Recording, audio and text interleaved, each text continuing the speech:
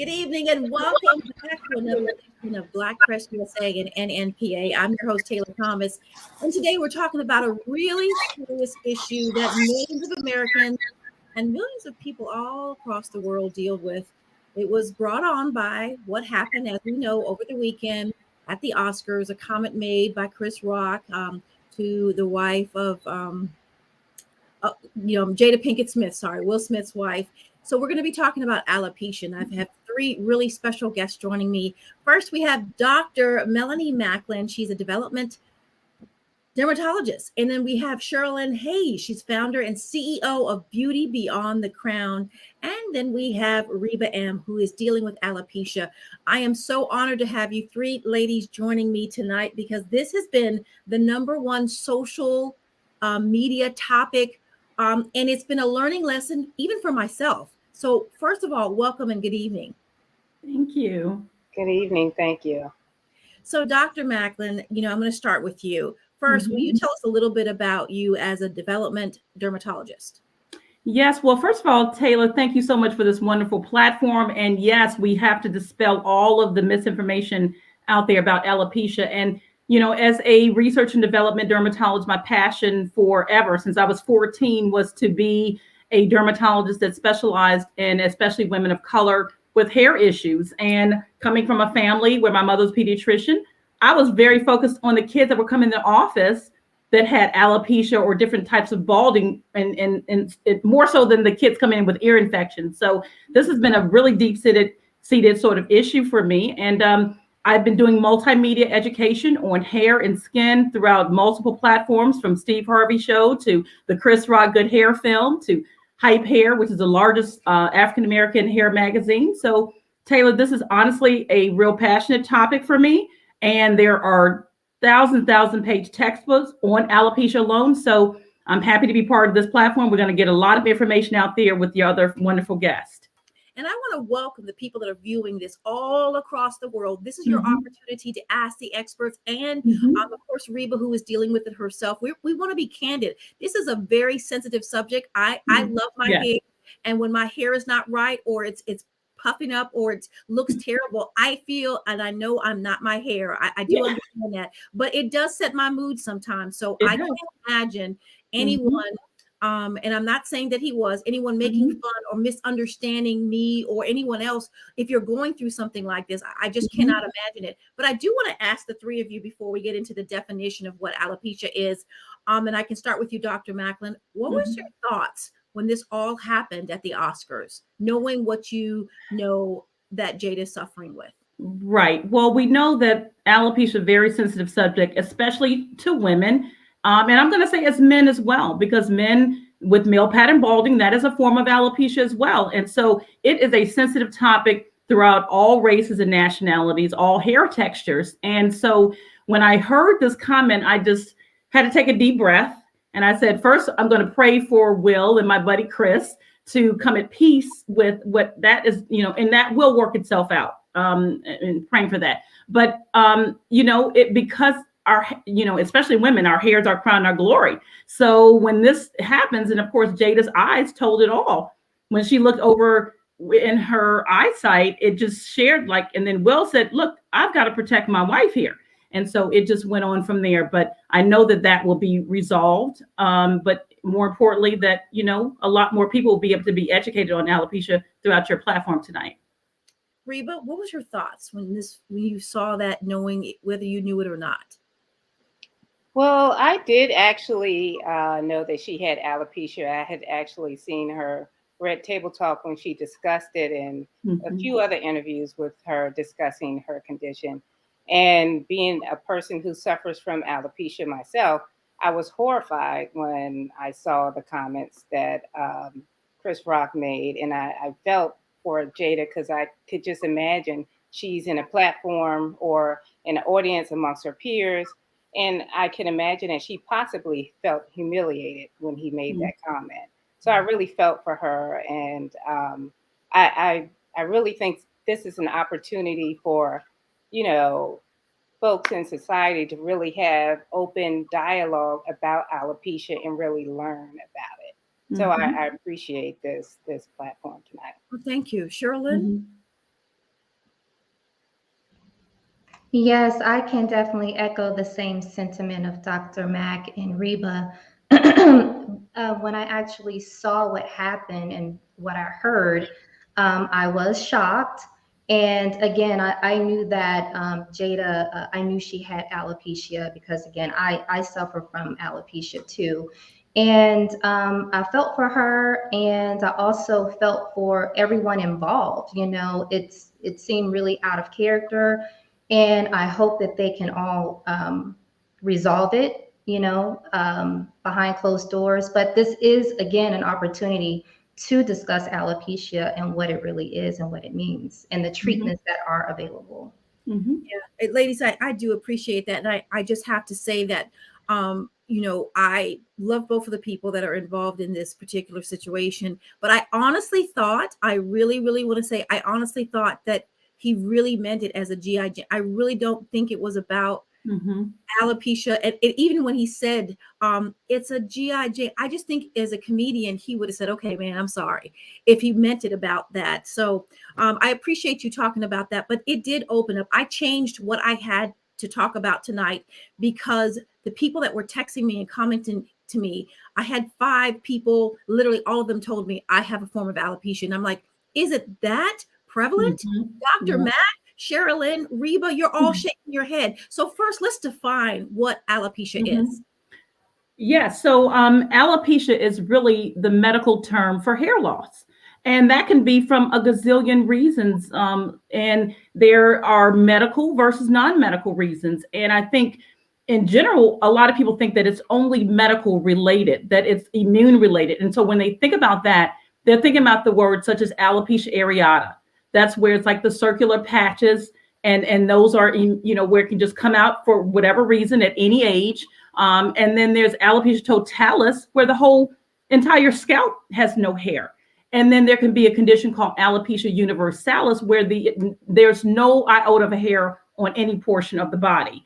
And so that is an immune sort of medical relation to alopecia. But then there's also underlying reasons such as lupus, iron deficiency anemia, people that have hyper or hypothyroidism, Okay. women that have just delivered a baby. 3 months later, all of this lovely hair comes out. That's Wow. still a form of alopecia. People that are on medications, high blood pressure medicine specifically, people that take high doses of vitamin A that may have been on Accutane for acne, a lot of hair can come out. So there's a variety of medical reasons. But honestly, ladies, what we are not really talking about is our own personal hair care practices from the years of chronic use of hair chemicals such as relaxers and hair dyes. We don't think of that as being a form of alopecia, but it is a very common reason of a lot of crown hair loss, especially in women of color. And so that too is a non-medical reason for alopecia, and that's not really discussed much. We're just focusing on the medical, but that's the non-medical side. And then, of course, as I mentioned earlier, men have various forms of alopecia as well. Michael Jordan displayed that when he had his lovely, beautiful bald head because he just wanted to shave it because he was having hair thinning that classically happens in men that get the crown thinning, and that same sort of pattern can happen in women called female pattern balding as well. So as you can see, ladies, there are textbooks, thousands and thousands of pages on alopecia, and it's not just from the underlying immune related alopecia that's being discussed in today's platform. It's a variety from especially non-medical, because there's more people that have alopecia from non-medical reasons than medical. I was surprised. I was looking at the statistics, and there's 6.8 million Americans, and this is based on a 2015 study of Americans that have some form of alopecia. But worldwide, there's like 35 million men and 21 million women. Yes. And so I know that this is also a big business. So we're going to talk a little bit about the treatments. But Reba, Mhm. can we talk with you about how did you find out that you had it, or what did you experience before you went to the doctor and were diagnosed with it? Well, actually, I've been dealing with alopecia now for about 30 years. And I started noticing hair coming out in the shower, when I would wash my hair, when I would style my hair, uh, more strands than normal were coming out. So I went to a dermatologist. Um, and I didn't get any answers. I got a full blood workup. I You didn't found call out I was me. I was just a phone call away, Reba. You said I 30 wish years I had ago. told you that. You said 30 years ago. So were people talking about it back then? Not I mean, really. Not right? really. I felt like I was the only one dealing with it. I didn't know anyone that had alopecia. The doctors, the dermatologists really couldn't tell me much. I even, got injections in my scalp to try to get the hair to grow back, and nothing has really worked for me. So, Has it gotten worse? it's gotten progressively worse over time.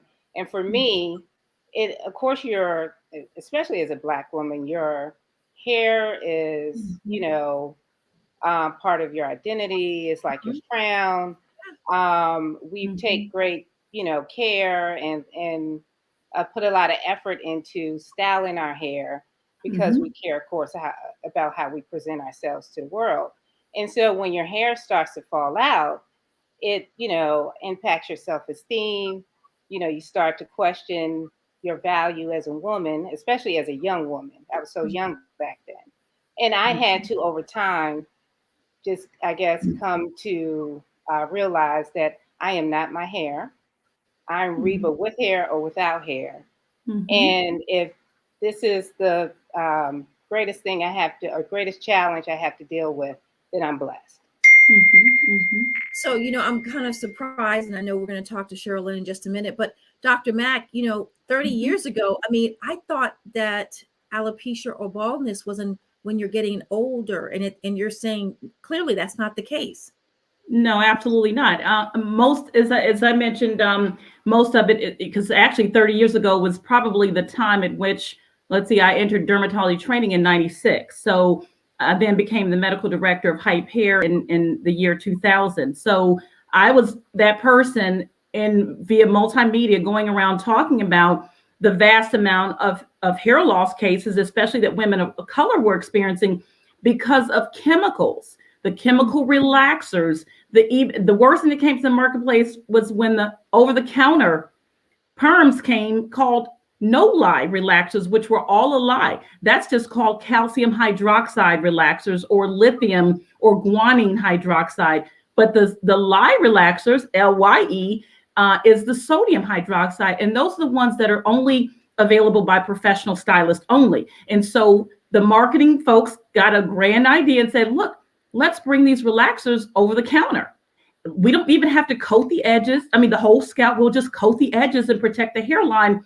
Well, ladies, that's where the huge mistake lies, because we now have a pure scalp that has these hydroxide harsh chemicals that's absorbing through the scalp into the rich blood supply that the scalp has. So not only are these chemicals getting into the scalp, killing and degenerating the hair follicles, but you're also getting into the bloodstream. And yes, there's a link with relaxers and uterine fibroids, early menses and puberty before the age of 10, early hysterectomy, infertility. And as of 2019, in the NIH study that studied women 35 to 74 of all ages, 45% increase in Black women of breast cancer that use hair chemicals. This is a serious topic, ladies. I've been following this forever. And I've been on so many stations. And a matter of fact, one of your colleagues, Jackie Reed, I did her Sirius XM show. And she says, I'm going to get some t-shirts that say, Dr. Mack told you so, because she's known I've been talking about this for greater than 20 years. And so I'm so happy today that we can now help to dispel a lot of the myths, help to educate people more, because this is going to only continue to grow with your platform, Taylor, and you're just going to expand this topic. I already see your brain going on what else. And I think that you have to have some, in a positive professional way, you have to have some excitement behind the world waking up to this, and you saying, I've been talking about this for 20 years, please, take an account of what you're doing. Because I do know, ladies, in the last 5 years, there's been this huge push for go natural, right? Go natural, yes. Thankfully, yes. Right, exactly. And there's still something, things are always changing. Sherilyn, tell me about your first time going through your process of alopecia. what that was like for you and when it was identified. Sure. I actually started to notice hair loss in 2008. And I do want to point out that it is hereditary in my family, but I didn't know that I would actually experience it. At the time, I was on, maybe it's TMI, but I was on birth control, and I was in a stressful situation at the time, and I was wearing hair extensions too. And so when I took the extensions out, that's when I noticed all of my hair was coming out. Oh my And goodness. so I didn't know what had changed. I didn't think it would have been the medication or anything of that nature. So my mother recommended that I go to a doctor to get my blood work taken, and they discovered that I had Hashimoto's, and which is a thyroid condition. Yes, autoimmune. So I have Hashimoto's, and I have been dealing with that for, since 2008. But the other issue started with my hair loss maybe around 2017, 2018 is when I started to notice um, the hair loss here. And so that's when I was actually diagnosed, maybe like 2 years later, 2020, with CCCA, which is centrifugal cicatricial alopecia, and androgenic alopecia. I was diagnosed with both of those at the same time. And I do want to point out, to address the issue that I had around here, which I did from the hair extensions, which is traction alopecia.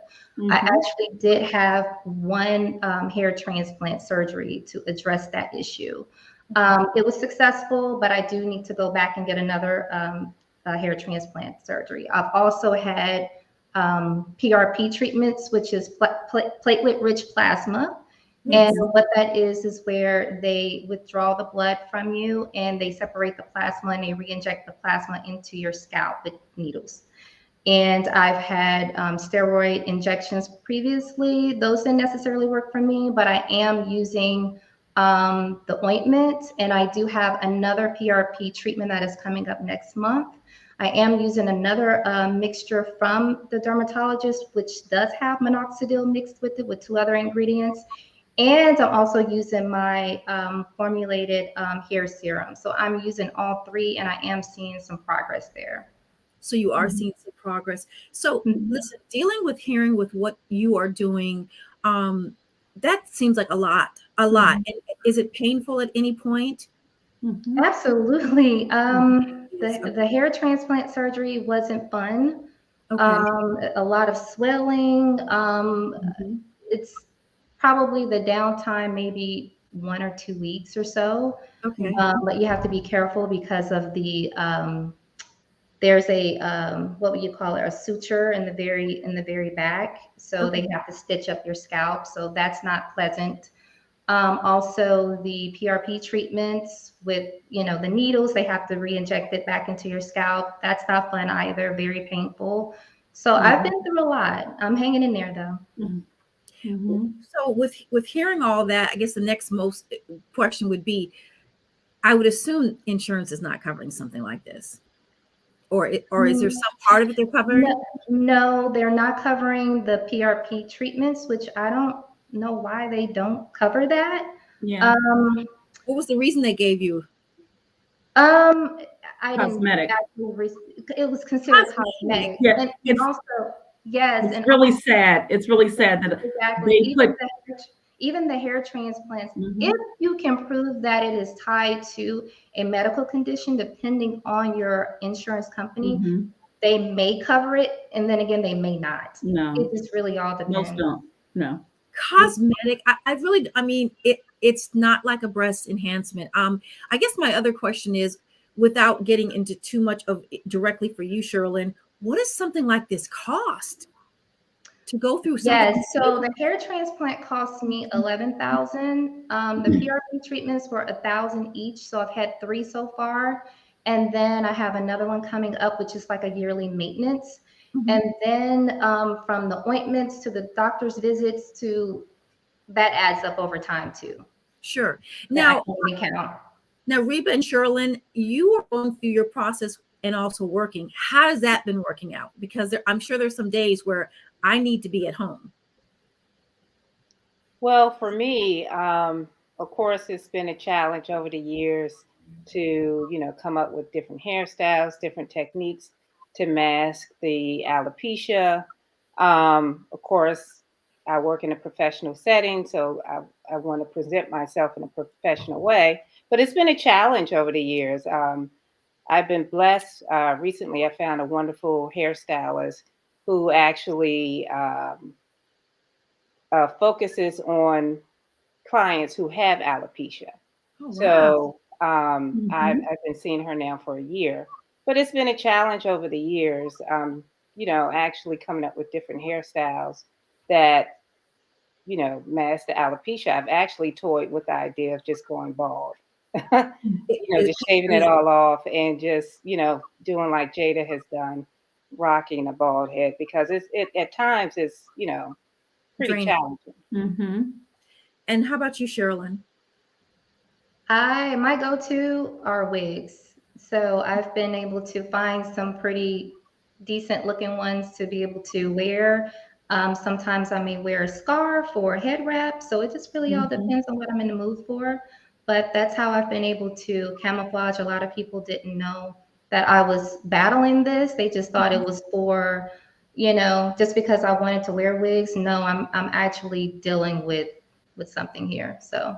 And I think it's so important to talk about that part too, because I think sometimes people, without even knowing, you make judgments about people, whether it's their hair or a scarf, and you don't know what's going on. Yeah. And until something like that hits at home, that's the time when you kind of realize that. And this, kind of going back to the Oscars, maybe making an offhand joke, it seems funny and gets laughs. But if that person, you don't know where they are in their life, and if they've just had a terrible day, and you'd be so surprised what little thing can just push someone over the edge. I've had to deal with, individually, someone saying, I've had to deal with this all day, and now the world that I want to respect me, I feel is laughing at me. And I think it's something we all have to think about. I received so many texts from people telling me that a few texts from people saying that they are wearing a wig. They had 50% hair loss. And just when people look at them, and I, sometimes she said that, sometimes it looks a little crazy, she knows, but she needs that versus not having anything on her head. And, you just want to stand up there and just say to someone, really, do you know? It's unnecessary. And I'm just glad that we're able to talk about this from a professional standpoint. Have Dr. Mack here, Sherilyn here, and also Reba here. You really represent the populace in regards to, we don't have a man here, but I do want to say once again, this is not just a female thing. This is for women as well, men and well. I just have women here now because of what happened with Jada. So I don't want to leave you men out. So Dr. Mack, can we talk a little bit about some of the treatments? Sherilyn talked about some that work for her. And I did hear about the PRP. I heard a lot about that. I heard a lot of good things about that. But again, I would think that it's relative, right? Some things work, some things don't. Yeah.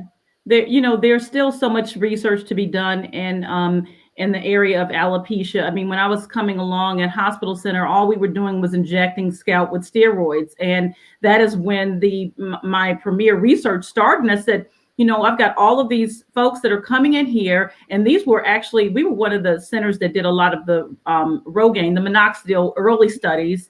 And I was seeing a lot of patients that had been on those studies come back really disgruntled that minoxidil stuff wasn't working. And it was just growing baby fine hair. Well, you can't comb and do anything with baby fine hair. We want real hair. And so the steroids weren't doing anything. And that's when I really went on a mission and said, there has to be other ways for this to be solved. And I went on this mission of studying nutrients, because I know that most medications come from some nutrient. Okay, the pharmaceutical companies take a great nutrient. Look at penicillin, it comes from blue cheese. Okay, so there had to be some nutrients that could target the hair roots. And that's where I went on a major mission in studying with some European folks from Finland as well on nutrients, specifically marine proteins and collagen combination that was actually able to revive those hair roots regardless of the underlying reason. As long as you weren't dealing with a scarring problem, or you had some sort of burn to your scalp, or radiation where you actually burned out those follicles, hair was growing back and the studies were coming in very nicely. And so I just steadfast on that path. And so to this date, humbly saying, I'm the U.S. dermatologist pioneer of hair supplements. I was called the witch doctor back in 2000 when I was all over media. It was awful. I said, well, I come from a very strong family. We know how to stand up for what we know and what we mean. And when we have a real heart to help people, I said, I'm not going to let anyone stop me from what I'm saying. If you all have heard of the product Viviscal before, yes. Well, I helped to bring Viviscal over to the world. Okay. And I advanced that formula, because even today's formula that's out there now, that's not even the original formula. God is great, because I was able to still have that original research-backed formula and advanced it into what I have, Belanutri today for women and Bonutri for men. So this is a very serious subject for me, because I knew that were millions of people that were having these issues. I was getting calls from all around the world, from readers of the Hype Hair magazine and tons other hair magazines. I think I've written for pretty much every one of them. And the stories that I was hearing was just unreal. And no one had any solutions. They kept saying, oh, well, I'm just getting these steroid shots. Well, the steroid shots were causing other side effects. They were causing, blood pressure issues and scarring in areas where you're getting all of these injections, for heaven's sake. So I knew that there had to be another solution here. And that's where the whole hair supplements came into place. But of course, marketing companies, someone else comes out and says, oh, well, I've got now the hair, skin, and nail vitamin. You can't go to any commercial or any store without seeing hair, skin, and nail vitamins, which is nothing more than a multivitamin from A to Z. Matter of fact, that has a high dose of biotin. So these products are causing multi-organ failure, like blindness in the eyes, horrible cystic acne in mid-age women. It's awful, because the FDA does not regulate supplements. Like a medication, it has to go through the FDA sort of research and so forth. So this is why, as a dermatologist, I was focused on being that medical doctor, getting into the supplement development field and putting out things that are credible, that are effective. And so anyone that's on any supplement that I'm behind, they also have me to help to answer and guide them, because their problem is my problem. If I get someone that's crying about their hair loss when they call me, by the time they get off the phone with me, they're laughing. And it makes me feel good, and it makes me sleep well at night. And so I can honestly say, to date, I've helped millions of women across the world deal with their internal alopecia issues. And I'm just excited for what else can go from here, because I can see this going into maybe another good hair movie, ladies. We're going to... Yes. All type of great things, and I'm going to make sure that try to see if Chris can see this broadcast. I mean, really, we have to take this bigger. We really do, and the time is now. Delayed is not denied, because I have been stumping the grounds for ladies with alopecia for years, and so we're here in this to stay, ladies. So I have to ask this question, ladies. This is all for all three of you. Do you feel going to an African-American doctor or dermatologist would serve you better? Because I had other people who said I went to white dermatologists and I felt like I was just given the steroid and not asked the second or third questions. Any insight or comments about that, Reba or Sherilyn?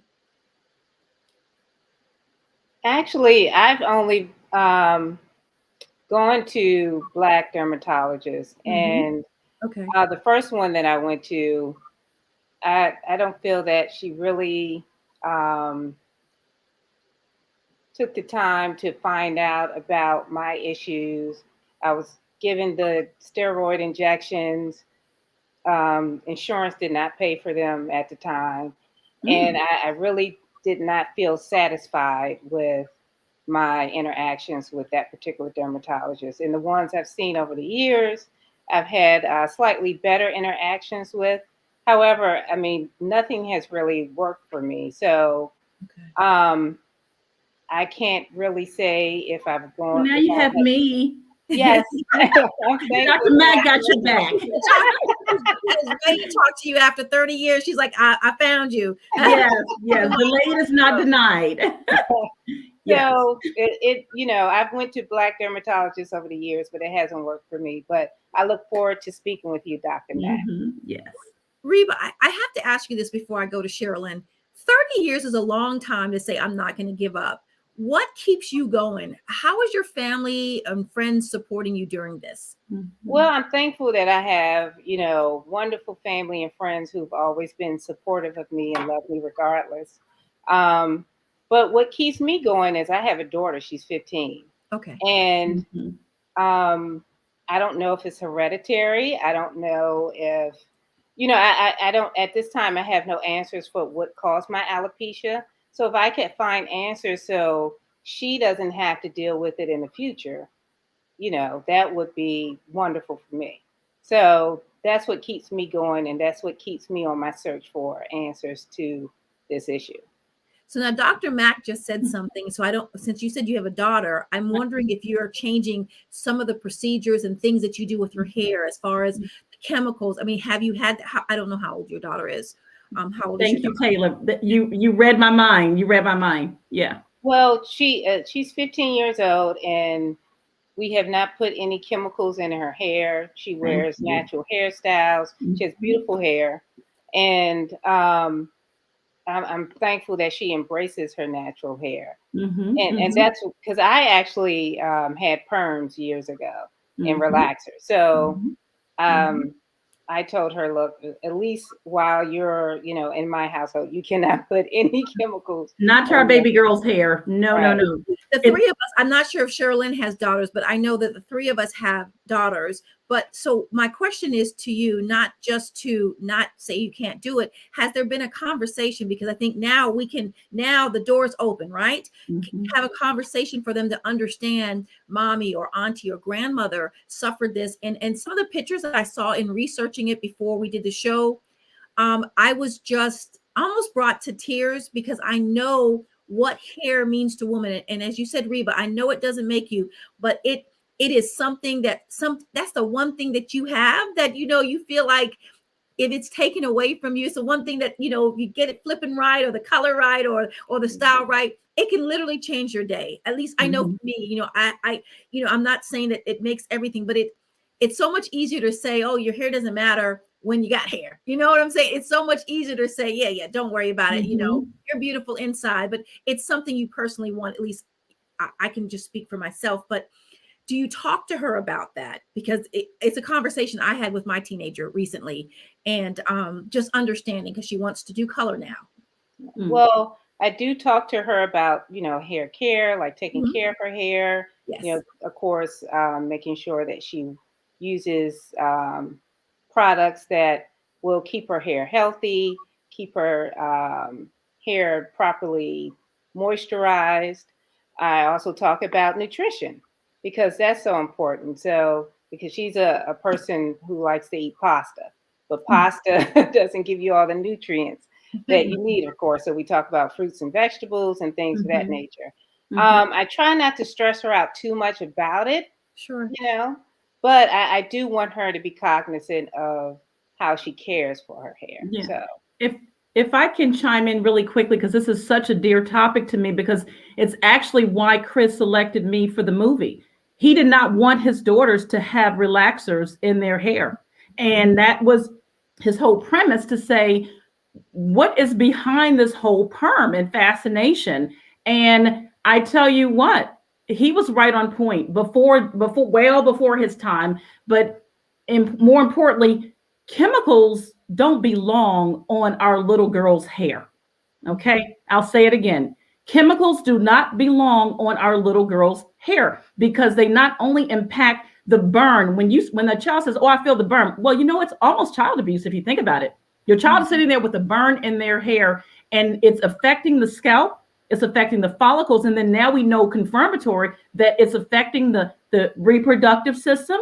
It's causing a lot of women of color to not be able to bear children. And so I tell mothers today, and I've said this on several platforms I've spoken on before, is it straight hair today or grandchildren tomorrow, moms? Ooh. Think about it. Okay, that's a deep statement, but it's true. Yes. Are we that concerned about the child having their hair manageable, 18 and below, versus compromising their reproductive system and even making them at risk for future breast cancer? So when we talk about oh, my family, it's a hereditary. Well, is it hereditary, or is it just the common denominator of using these awful hair care practices? And I think it's the latter. It's not necessarily, chemicals are chemicals. And if we all are, the mothers use them and the grandmothers use them and so forth, then that's the common denominator in a woman of color family. So we look around and we see the mother, the grandmother, and the sisters and everybody, they're having similar hair loss patterns. And so I don't discount the hereditary component. That's certainly the fact when we're talking about female pattern balding, male pattern balding, autoimmune diseases such as lupus and Hashimoto's and things. Those are in fact hereditary. Okay. But when we talk about our hairstyling practices, those are just things that we are doing in our home, and we may be doing them poorly, and we're adversely affecting not only ourselves, but our children. And I have a deep passion for anything that I can do to help children. In fact, I started a national campaign of, saying, help keep our girls' hair, healthier curls, and, keep chemical-free curls for healthier girls. And that is so important, where we need to start emphasizing that to a lot of other mothers that may consider and having conversations like you ladies are talking to your daughters now. But I just submit we must keep these chemicals off of our little girls' hair if we want to, more importantly, preserve their hair for the future, but more importantly, preserve your family from furthering, because it's the women, the baby girls, is going to give us our grandchildren. Yes or yes. Okay. So there, so when you have, I'm sorry, I had to go off on a tangent because I deal with so many mothers and daughters, and the daughters fight with their moms. I want a perm. I want this. And we have to say, babies, I just want your hair to be, your body to be healthy. And you talk to them in that regard, because there's so many wonderful natural hairstyles and products that can keep the hair more manageable. So I'm off of my soapbox and preaching, but I knew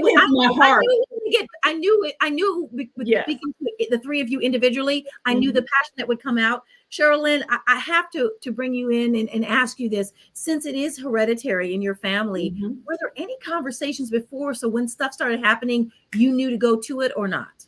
No, not at all. And it's interesting because a cousin and I spoke the other day about this, and just how prevalent alopecia is in the family, and how all of my great aunts had it, my grandmother, and so forth. And even in some of the younger generation.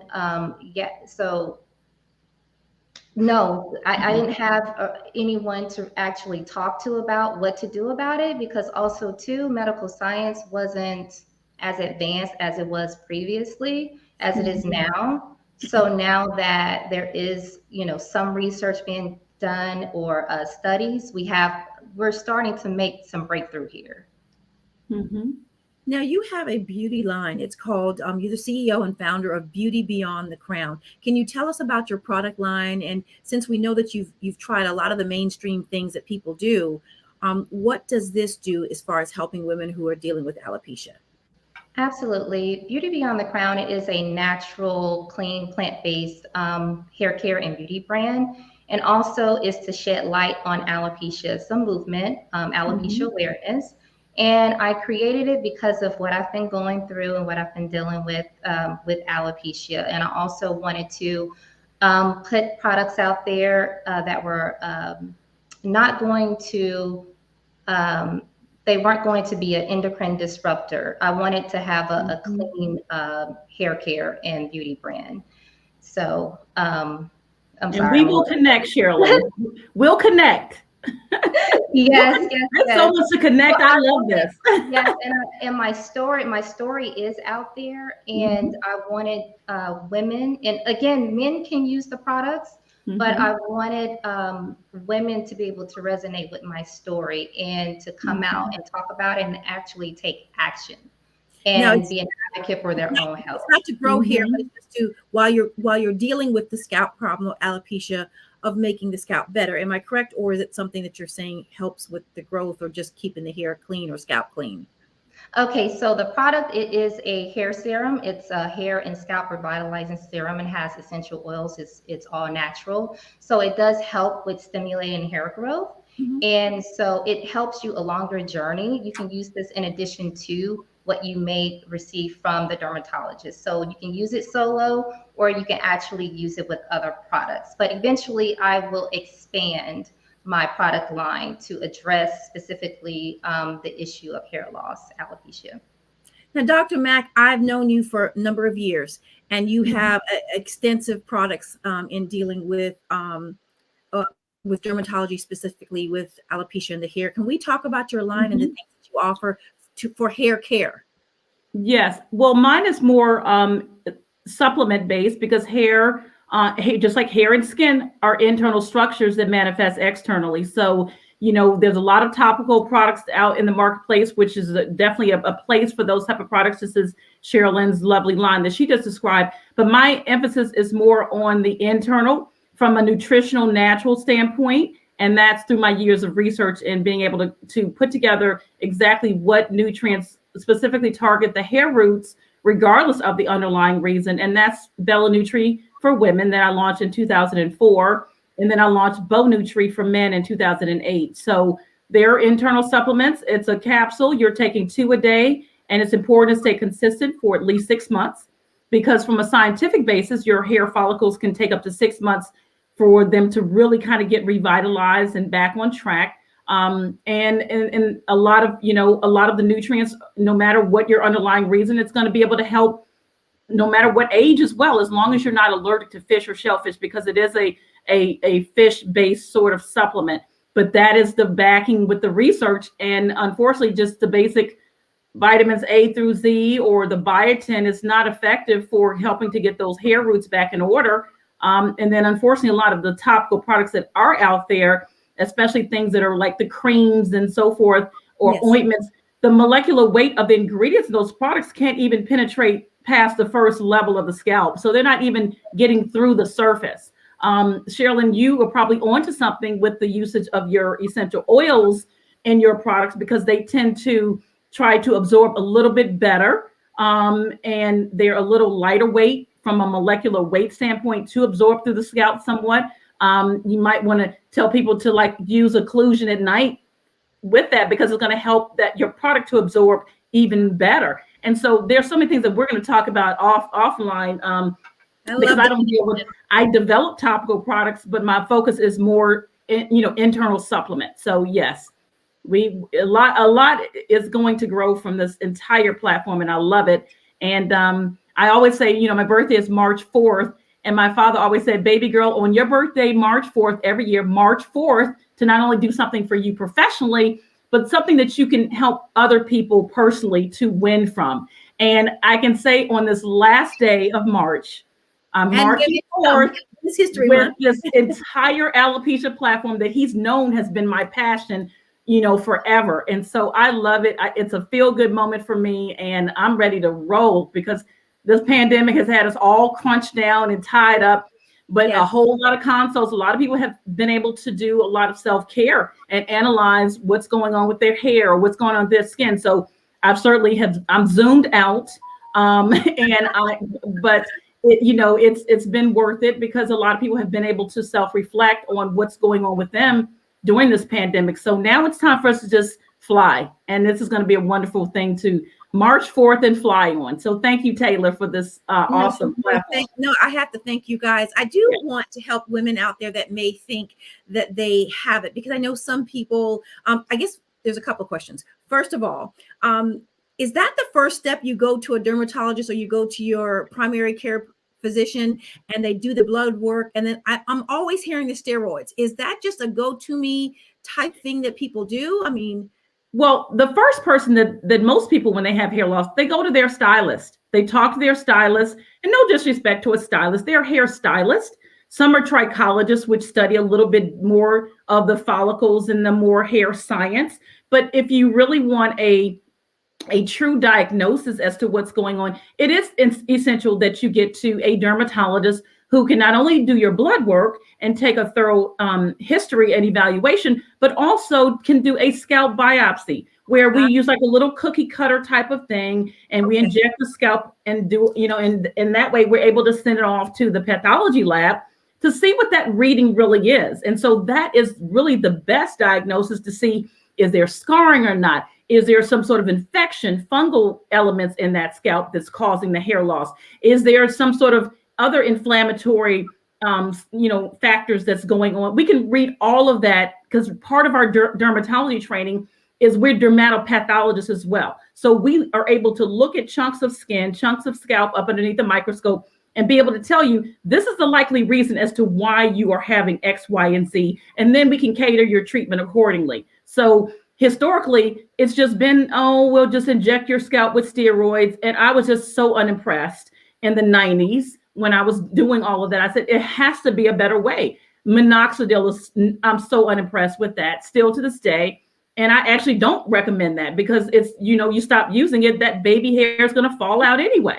So, okay. And, so you have to, and so there are other, research things such as the PRP and, there's some laser therapies that are going on, but still more research has to be done. And I know that there will be, especially because of now, everybody's now talking about alopecia. So I'm sure there's a lot of cooks in the kitchen, a lot of things that are going on in the pharmaceutical labs from a developmental standpoint, and rightfully so, because it's been a topic that mainly has had a lot of women of color affected. And I hate to say this, but we've been denied in that area. And now this is a great time for us to really zone in on helping us. And if more of us can get together like we're doing today, we're going to be far ahead of this whole alopecia thing and be on the side of winning in the near future. So I'm on board. As I say, Dr. Mack got your back. And what do we need to do? Because I'm ready. I one thing that makes me pause is when there's something that's this big, and I'm not getting on any industry, but I'm just saying this is what concerns me. I would think the next thing I'm going to see is I'm going to have an onslaught of people selling products, saying that they can deal with it. And when you're talking about, I read send me the labels. Send me the back labels. I can read every ingredient, every chemical on the back labels. Send me the labels, and I can tell you if it's hogwash or what. So I welcome that. I like hearing that, because the thing is, I think that their companies are going to say, this is now the time we're going to sell it, and everyone's going to, when you're dealing with hair loss, something that's personal like this, everyone can see it. There's only so much. They're going to capitalize on it. I was reading an article, and they did a survey of 9,000 women, and they were saying that over 55% of them would give up their entire salary if they could get their hair back. They would have no money in the they're coming for us. They're coming for us, ladies. Yes, that's a big statement. Reba, as we close things out, we're not done it yet, but as we close things out, what would you like to share with women who are possibly going through alopecia like you are now? Because you basically said nothing's really working for you right now. And I have to tell you, you look beautiful. I'm just telling you, you look amazing. So thank you. Paul looks pretty on a pretty face. you can rock that too. Thank you both. I would just say, love yourself. Love yourself. Alopecia is one condition. Other people deal with other conditions. Don't be hard on yourself. Don't judge yourself if you're losing your hair or you're experiencing hair loss. Again, we're not our hair. And I know that hair is important to women, but we offer so much more. And, pull on those that love you and support you. Again, I have a beautiful daughter who loves me. I have a wonderful husband who loves me, a host of family and friends. And, I am blessed, and I remember that. So I have a condition, but it doesn't define who I am. So that's what I would tell to women who are dealing with, hair loss. And Sherilyn? Yes, I would definitely say stand in your truth, whatever that may be. And if you decide that you want to rock a beautiful bald head, do that. If you want to wear a wig, if you want to wear a scarf or a head wrap, just claim it and stand in that. And again, like Reba mentioned, that because you have a condition, it doesn't define you, but definitely take action if you haven't already definitely go to your dermatologist and get properly diagnosed so that you can start on treatments.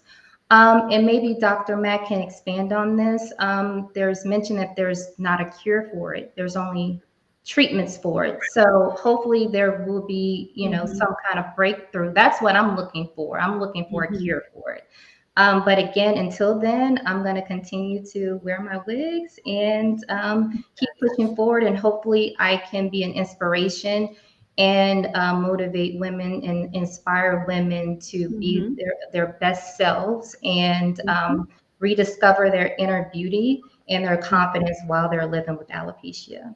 Now, Dr. Mack, would you tell me that there's so many factors, whether it's genetics, whether it's your environment, whether it's chemicals, I can't imagine it's going to be a one-all be-all, right? If there is. Absolutely. Yeah. And you just nail on the head there, because you have to first, as Sherilyn just said, you have to get a diagnosis first. You just can't say loosey-goosey every treatment for alopecia is going to work for everyone. No, you have to define why you may be having your issue of hair loss. I think instead of using the word alopecia so fluidly, because a lot of people still think that it's just only because of medical problems. I mean, underlying medical issue. It's a lot of things that we are doing ourselves and may not knowing that we're killing our own hair follicles. And I keep emphasizing the whole issue with the chemicals, relaxers, the hair dyes, especially the semi-permanent and the permanent hair dyes. So we first and foremost have to say, okay, if we're normally expected to lose up to about 150 hairs a day normally. Okay, right. That's everyone. And what's waiting below there is those are telogen hairs that we call them, that are just naturally coming out every day. But there's a new hair that's waiting below there called the anagen hairs that are staying that actively growing hair cycle for anywhere from 2 to 7 years. So we just have to figure out, okay, what if that hair is coming out more than 150 hairs a day and we're actually getting patches? Let's first make a diary for ourselves. Okay. What are our daily hair care practices? What products are we using? What things are we putting on our scalp? What kind of accessory hairstyles are we doing? Are the braids we're doing causing a lot of tension to the hair follicles, which is a case in a lot of things, especially in children. We're putting all these heavy braids. The braids are way down the child's back. It's very heavy. They're not only getting headaches, but they're killing off those follicles. So when those braids come out, guess what? There's going to be chunks of hair that's coming out. I'll never forget quite a few consults that I did at Hospital Center. I was called into the emergency room for this.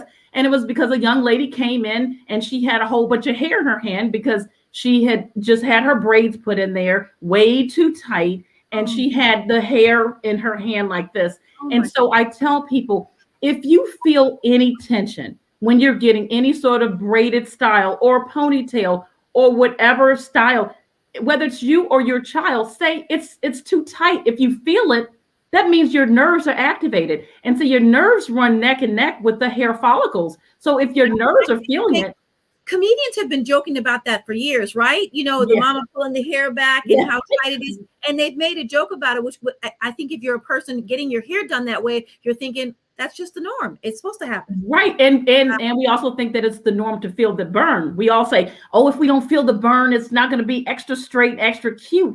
Well, when you feel the burn, the nerves felt that, and they run neck and neck with the hair follicles along with the blood vessels. So if you know that you're feeling the burn, think about what the blood vessels are feeling. Think about what the other surrounding skin and everything. So we have to take note of what is going on. What are we doing?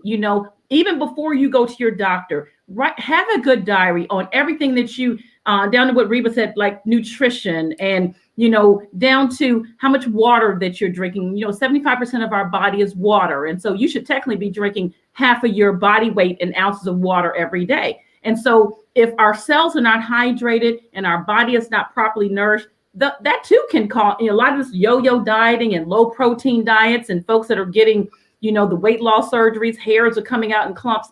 So make a diary. If you are having any form of alopecia or hair loss or balding, write down, what are you doing daily? What are you putting on your scalp? What are you eating? What are you drinking? I mean, all those things are so important. And don't hide anything, because if you go to the doctor and you're not telling them everything, we can't make a good, concise, precise diagnosis as to what's going on. So be honest with yourself.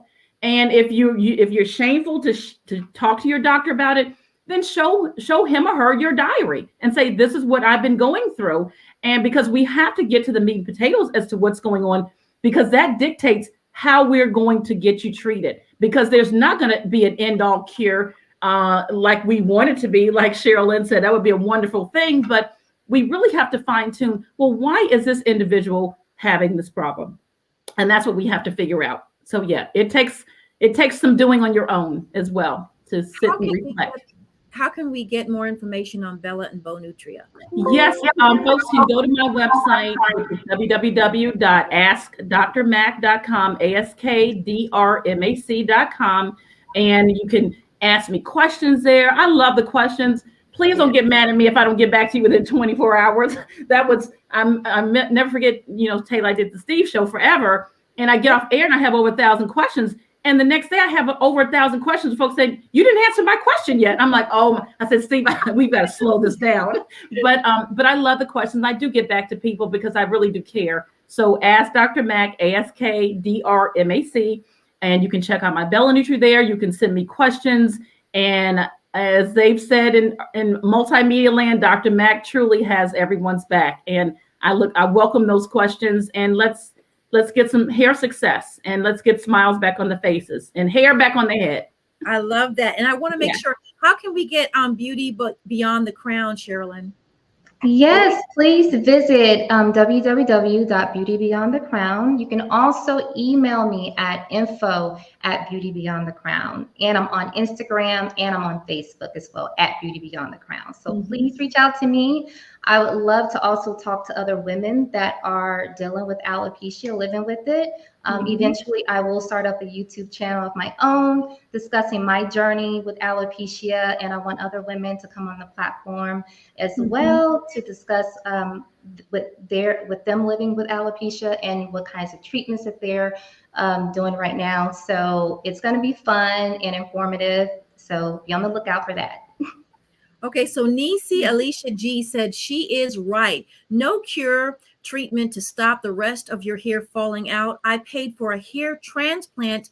It did not work. Years later, I was fed up, did research, got a scalp biopsy to find out my underlying issues. I wear wigs and weaves, but ready to go natural. All right. It does not fit me to do the bald style. Still trying to figure out what is the best. Nisi, thank you for sharing that. And for all the women that have been texting me and that will reach out to us afterwards, we appreciate it. We wanted to be candid. We want to remove the shame or the embarrassment behind this. Window, thank you so very much for your comments. We appreciate our men that support us women. So it's a conversation that I think that we should continue, not just because it's in the headlines. The headlines allowed us to pull back the curtains and talk about this. And honestly, for me to meet you at two additional, because I've known Dr. Mac for a number of years, but Reba and Sherilyn, to hear your stories and your different outcomes, right? This is real, different outcomes. And the fact that Reba, after 30 years, you're still not giving up. You're still looking for things that work. It's just a wonderful story. We need to be able to communicate, and talking about things will help us know things the right way. We have an official doctor, a dermatologist here that does research, which is important for us to know factual information and not get it from people who assume things and are telling you, oh, it's just heat, you need to drink more water, those things are probably true, but you do need to seek a professional advice and then kind of go from there. And is it true, Dr. Mac, as long as your hair follicles are not dead, you still have a chance of growing hair? Yeah, well, as long as the hair follicles, or the scalp rather, is not scarred, there's a chance for those hair follicles. That's why it's critical to get a biopsy so that you know what your pathology of your scalp is. Now, just because that area that was biopsied may be scarred doesn't mean that the entire scalp is scarred over. So there's still a chance for a lot of those hair follicles to become revived and stimulated. And so this is why I encourage folks, definitely consider my Bella Nutri, because it's going to help from within to get as many of those hair follicles back on track that you never even thought would even grow again, even from eyelashes, eyebrows. Folks like, oh my God, you know, on my eyelashes. I didn't realize that Well, eyelashes. it's nutrients for hair follicles. So we have hair follicles all over our body except our palms and our soles. But no, ladies, we're not going to grow hair all over our body like a man because that's testosterone. We're not gonna, I'm very vain myself. We're not growing the mustaches, but you know, that's testosterone related as to why men have a coarser hair and mustache and things of that nature. But yeah. So yes, so the internal nutrients are absolutely benefiting the other hair follicles to get those back healthy as well. Yes. Ladies, I cannot thank you enough. I'm going to have to bring you back on the show. This is a conversation that we need to have again, and maybe even create a support group for women dealing with this, because I think there's so much we can learn from the three ladies sitting here today. Again, I have to thank our wonderful guests who've sent questions into us and shared their story. Reba, Dr. Mack, and Sherilyn Hayes. I want to thank you for your insightful information. I'm going to bring you back. We need to continue this conversation long beyond when it's no longer in the headlines. But I thank you for what you do, and everyone for sticking and staying for today's program. We thank you so very much. Until next week, God bless and goodbye. Yes, bye-bye. Bye. Thank you, Taylor. Bye-bye. Thank you.